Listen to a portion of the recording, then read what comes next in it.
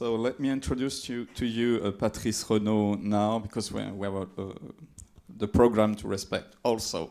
He works in my team and is specialist on the special needs resources. So you got the floor. Yes.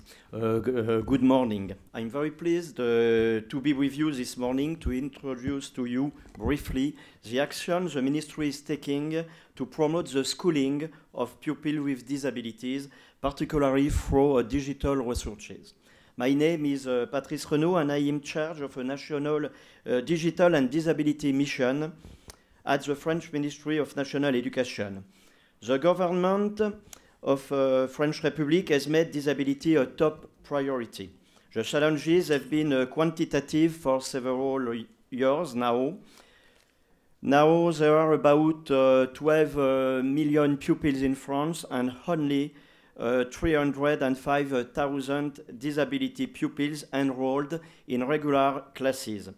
They have very different disabilities: motor disabilities, visual impairment, hearing impairment, autism, mental disability. Unfortunately, this is not enough because too many children are still out of school or in part-time in school or in specialized school. This is a high number, however, because each disabled pupil is a very special case to be taken into account. It's therefore a very difficult task for a certain number of teachers. The stakes are now clearly qualitative. It's therefore necessary to provide teachers with training, tools, and resources for the classroom. Digital tools are indeed particularly well-adapted resources for pupils with special educational needs. Many digital resources, tools, softwares, applications, internet sites meet the educational needs of pupils with disabilities. For pupils with a motor disability, they allow them to do what their body does not allow them to do or no longer allows them to do: accidents, myopathy, amputations. For pupils with sensory impairments, blind, deaf people, many technologies now make it possible to replace the senses that malfunctions. Even pupils with cognitive impairments, resources are real cognitive prostheses.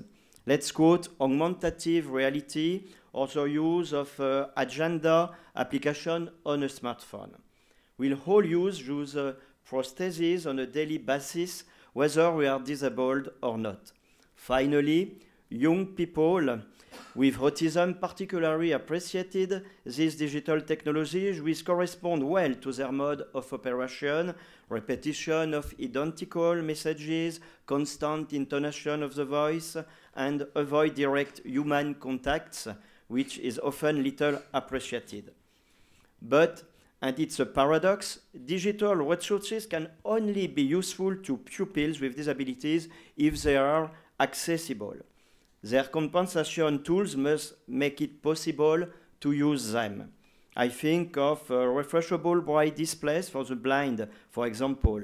I think of the possibility to enlarge the text, change the font, change the space between lines, characters, or lines in a text. There are technological standards in place to ensure that digital resources are usable by people with disabilities. These are the Web Contents Accessibility Guidelines, WCAG. If the resources do not respect these rules, they are not usable by pupils with disabilities, even though they are an effective solution to their problem. Translation in France is a référentiel général d'accessibilité pour les administrations. You can see on this picture. General Accessibility Standards for Administration, RJEE, will require administration to take accessibility into account in their electronic communication tools. The RJEE also applies to digital resources for the school. But 5 years ago, only 4% of public sites complied with the law. So the Ministry of National Education has therefore decided to simplify the RJAA by keeping only 15 rules that cover about 80% of accessibility. These are the good practices for accessibility and adaptability of digital resources for the school, A2ANE. The aim was to simplify, make it possible, and then obtain the support of as many players as possible. Among the important rules retained are those that allow pupils with dyslexia to play an important role.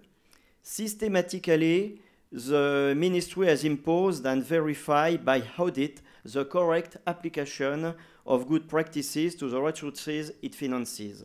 This is the case of digital resources for schools. Yesterday, my colleagues Axel Jean, Laurent Audic told you about digital resources for school. These are thousands of free and downloadable content to teach and learn and service tools for pupils. For the first time, the ministry imposed good accessibility and adaptability practices during the tendering process. An audit was carried out to check the quality to check the quality of the accessibility through 5 fields: consultations and navigation, text contents, images, video and multimedia, table and forms, code and digital rights management. Then the ministry asked experts to help developers to improve the code. An important principle has been put forward: not degrading the initial resources would penalize other pupils, and then systematically propose alternative means to access.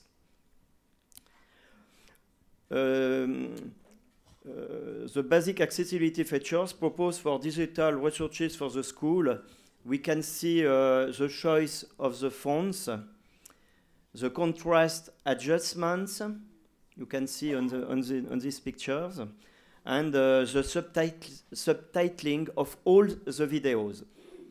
To conclude, as feedback from experience, learning by doing is a very good way to process. Thank you very much for your attention.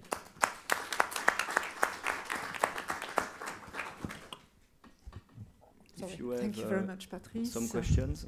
Well, Patrice can speak long hours of that question, so we've asked him to do it in 10 minutes. So if you have questions, he can, of course, answer all your questions about that subject. He's really a specialist of the question. So thank you very much for being short, Patrice. 10 minutes. 10 minutes, all right. So you'll probably have, if you have access to the BRNE, to the Banque de Ressources, you'll probably see examples of what Patrice explained this morning, in a very interesting way in the resources themselves.